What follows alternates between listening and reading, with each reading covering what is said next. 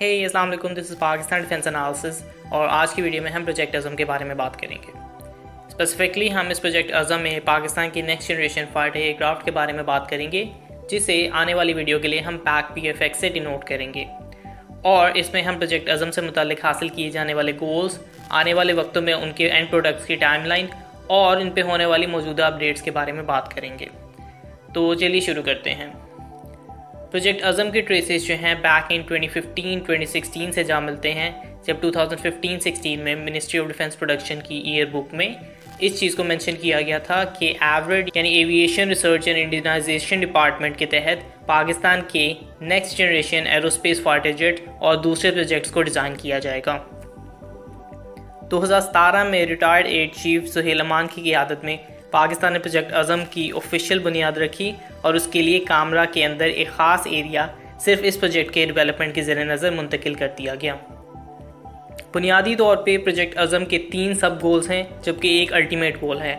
इन 3 सब गोल्स में पाकिस्तान की next generation fighter aircraft pack PFX की तैयारी है। इसका दूसरा मकसद एक मेल यानी medium altitude long endurance UAV यानी अनमैन्ड एरियल व्हीकल की तैयारी है, जबकि इसका तीसरा सब गोल उन मिसाइल्स और म्यूनिशंस और वेपन्स की तैयारी है जो कि आने वाले वक्तों में पाकिस्तानी फाइटर जेट्स पे लैस होंगे। जबकि इसका आखिरी और अल्टीमेट गोल पाकिस्तान की एविएशन इंडस्ट्री को मुकम्मल सेटअप करना है, जिसमें एविएशन से मुतल्लिक कॉन्सेप्ट्स, कोर कॉन्सेप्ट्स पे रिसर्च एंड डेवलपमेंट्स की जाएंगी और इन कॉन्सेप्ट्स को अमली शक्ल दी जाएगी।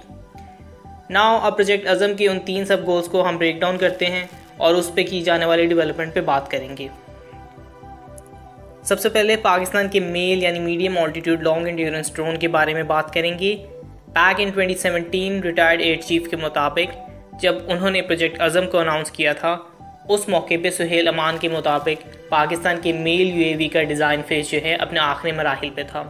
2017-18 की मिनिस्ट्री ऑफ डिफेंस प्रोडक्शन की टाइमलाइंस के मुताबिक 2019 जून के महीने के आसपास उसको अपनी पहली उड़ान भरनी थी, जिसका मतलब ये है कि इस चीज़ का बहुत वाज़ेह चांस है कि ये मेल UAV जो है अपनी पहली फ़्लाइट से बहुत आगे निकल चुका हो सकता है।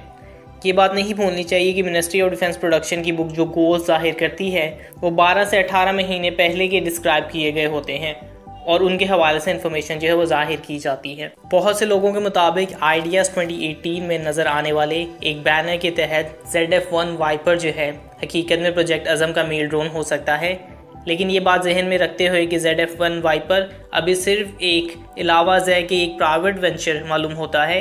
ZF-1 अभी एक कॉन्सेप्चुअल फेज़ में है, जबकि मेल ड्रोन को अभी तक अपनी पहली फ़्लाइट जो है मुकम्मल कर चुकी होनी चाहिए। इनफैक्ट मुजाहिदीन अफलाक में इसका एक प्रॉपर मॉडल भी दिखाया जा चुका है, लेकिन इस मॉडल में मुमकिन तौर पे कुछ चेंजेस भी किए जा चुके हो सकते हैं और जैसे मैंने बताया कि अभी तक इसे अपनी पहली फ़्लाइट भर लेनी चाहिए थी। अगर ऐसा नहीं है तो ये गोल अभी डिले का शिकार है। प्रोजेक्ट अज़म का दूसरा सब गोल एक एयर टू एयर या एक सरफेस टू एयर मिसाइल की तैयारी है, जिसका ग्लिम्स भी कुछ अर्सा पहले हमें मुजाहिदीन अफलाक में देखने को मिला है। सबसे ज़्यादा क्लोज्ड इन्फॉर्मेशन इस मिसाइल के हवाले से ही है। इस मिसाइल की इस झलक के अलावा किसी किस्म की डिटेल्स ऑफिशियल्स की जानिब से सामने नहीं आई हैं। देखने में ये CM-302 मिसाइल की तरह का एक मिसाइल लगता है। हाउएवर इसकी क्या जॉब है, किस तरह का वेरिएंट है या कब तक ये हकीकत में सामने आएगा, अभी तक इस पर तमाम इन्फॉर्मेशन जो है क्लासिफाइड है। नाउ प्रोजेक्ट अज़म के तीसरे सब गोल पैक PFX की बात करते हैं। पैक PFX जो है पाकिस्तान का नेक्स्ट जनरेशन फाइटर एयरक्राफ्ट होने वाला है और अगेन इसका प्रोटोटाइप मुजाहिदीन अफलाक में देखने को मिला है। इसके डिज़ाइन विजिबली उसकी इंस्पिरेशन जो है सीधा YF-23 ब्लैक विडो से जा मिलती है, जो कि एडवांस टैक्टिकल फाइटर प्रोग्राम में F-22 के मुकाबले में पेश किया गया था। हाउएवर ये वाहिद डिज़ाइन नहीं है जिस पे पैक काम कर रही है। इन डिज़ाइंस के अलावा जो कि मोस्टली इंटरनेट पर सरफेस किए जाते हैं, 2019 में WPCO ने पाकिस्तान एयरोनॉटिकल कॉम्प्लेक्स यानी पैक के 3 डिज़ाइंस की इंफॉर्मेशन दी थी। इनमें सबसे पहला एक फ्लाइंग विंग डिज़ाइन है, जो कि बगैर किसी कैनार्ड या वर्टिकल विंग्स के बगैर का डिज़ाइन है। दूसरा और तीसरा दोनों YF-23 से मुशाबहत रखते हैं, लेकिन दोनों मुबैना डबल वर्टिकल और हॉरिजॉन्टल स्टेबलाइजर्स तो रखते हैं, जबकि इनमें विंग कैनार्ड्स मौजूद नहीं हैं। हाउएवर इनमें से एक डिज़ाइन को एयर इनटेक्स डॉर्सल के साथ स्टडी किया जा रहा है, जबकि दूसरा फाइटर जेट जो है डिटेल्स के लिहाज से बिल्कुल उसी किस्म का फायर जेट मालूम होता है जो कि मुजाहिदीन अफलाक में डिस्प्ले करवाया गया था। एक YF-23 की तर्ज का twin engine delta wing fire jet with vertical and horizontal stabilisers जो कि YF-23 की तरह की मुशाबहत रखता है और डिस्क्रिप्शन और मुजाहिदीन अफलाक की वीडियो एग्जैक्टली मैच करती है।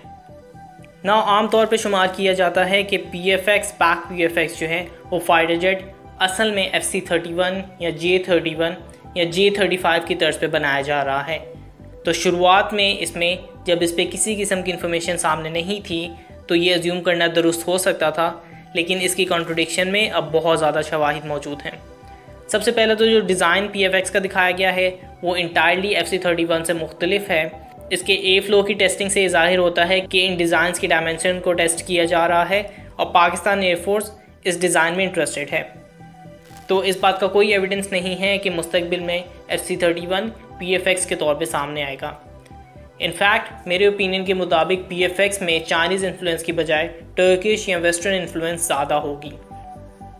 2019 में जो है एयर चीफ सुहेल अमान की तरफ से कहा गया था कि हम अपनी टेक्नोलॉजी जो है दोस्ताना ममालिक के साथ इंटीग्रेट करेंगे, जिसमें टर्की भी शामिल है और नेक्स्ट जनरेशन फाइटर एयरक्राफ्ट के लिए तमाम रिसोर्सेज को इकट्ठा किया जा रहा है या उसकी पूलिंग हो रही है। ना सिर्फ ये बल्कि इसके लिए बेसिक फ्रेमवर्क्स और एग्रीमेंट्स पे भी काम किया जा चुका है। फिर उसके बाद जो है एयर मार्शल अहमद शहजाद के मुताबिक टर्किश टाई TFX जो है वो पाकिस्तान की ज़रूरियात के ऐन मुताबिक है। श्योरली चाइनीज़ इनपुट जो है इसमें ज़रूर शामिल होगी, लेकिन मेरे लिहाज से J-31, FC-31 या J-35 जो है वो असल में पाकिस्तान चाइना कोलैबोरेशन का महवर होगा, जिसमें जैसे भी अपग्रेड की जाएगी या चाइनीज़ टेक्नोलॉजी में जैसे जैसे एडवांसमेंट्स होंगी वैसे ही इसकी इंटीग्रेशन FC-31 में या पाकिस्तानी FC-31 में होगी, जबकि ITAR फ्री वेस्टर्न टेक्नोलॉजी इस पैक PFX में ऐड की जाएगी, जिसकी वजह से मुझे लगता है कि इसमें एक वेस्टर्न इंजन का इस्तेमाल हो सकता है और वेस्टर्न एवियोनिक्स इसमें ऐड हो सकती हैं। हाउएवर सिर्फ ये चीज़ें ही इसमें दिलचस्पी का बाइस नहीं हैं, चूँकि चंद स्टेटमेंट्स इसके बारे में ऐसी दी जा चुकी हैं जो कि सवाल करने पे मजबूर करती हैं कि क्या प्रोजेक्ट अज़म एक 5th+ जनरेशन का फायर जेट होने वाला है। इस चीज़ पे बहुत स्टेटमेंट्स मौजूद हैं कि अज़म ऐसे वेपन्स कैरी कर सकता है जो कि 5+ या 6th जनरेशन के लिए शुमार किए जाते हैं।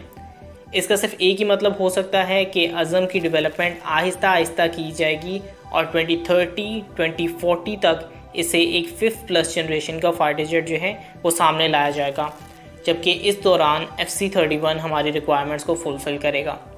लेकिन WPCON जिन्होंने एक्यूरेटली प्रोजेक्ट अज़म की स्टेटमेंट्स को स्टेट किया था और उन्होंने करेक्टली डिज़ाइन जो है YF-23 के मुताबिक बताया था, उन्हीं के मुताबिक 2023 में प्रोजेक्ट अज़म जो है वो प्रोटोटाइप बिल्डिंग फेज़ में दाखिल हो जाएगा, जबकि 2026 के अंदर इसकी प्रोडक्शन शुरू हो जाएगी और 2028 में ये फुली कॉम्बैट ऑपरेशनल हो जाएगा, विच मेक्स मी थिंक कि प्रोजेक्ट अज़म JF-17 की तरह एक ओपन एंडेड स्ट्रक्चर होगा। इसमें 5th+ जनरेशन वाली खूबियात जैसे कि लेज़र वेपन्स और इवन VTOL यानी वर्टिकल टेक ऑफ सिस्टम जो है, जिसके बारे में भी स्टेटमेंट्स दी जा चुकी हैं, वो इन रिक्वायरमेंट्स के थ्रू कंप्लीट की जाएंगी और अप अनटिल इसकी डेवलपमेंट पे 2040 तक काम किया जाएगा। फिर उसके बाद ये एक मुकम्मल तैयार तमाम डिस्क्रिप्शंस पे पूरा उतरने वाला फाइटर जेट होगा, जिस तरह से JF-17 ब्लॉक 3 को प्लान किया गया था। लेकिन अभी के लिए सिर्फ यही इन्फॉर्मेशन मौजूद है। लेट मी नो कि आप इस बारे में क्या सोचते हैं और अपनी राय का इज़हार कीजिए कमेंट बॉक्स के अंदर। तब तक के लिए इतना ही। Pakistan defence analysis out. It's a good bye.